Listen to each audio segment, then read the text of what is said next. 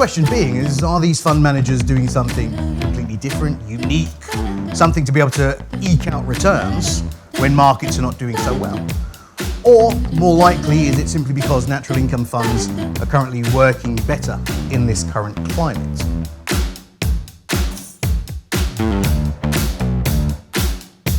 What's it all about? It's about this concept of reasonableness. Any rules and guidance must be interpreted in line with a standard that could be reasonably expected. You've had children from your first marriage and you want your property to go to them rather than to your stepchildren. You put it into trust. Beneficiaries are your children. Helps maintain, helps control those assets. And control is a big thing when we're talking about trust and passing on generational wealth.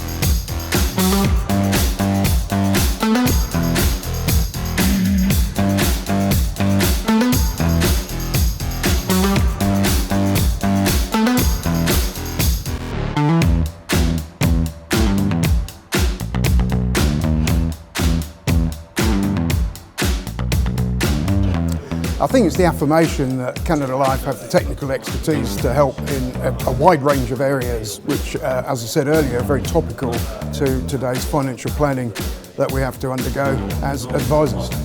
I've not been to a Canada Life one specifically until today, but I found the presenters to be very knowledgeable, have a strong product knowledge, know a lot about the macroeconomic environment especially, which has been quite important given all the events we've been through. So I'd say, yeah, it's been very supportive and it's been a knowledgeable event.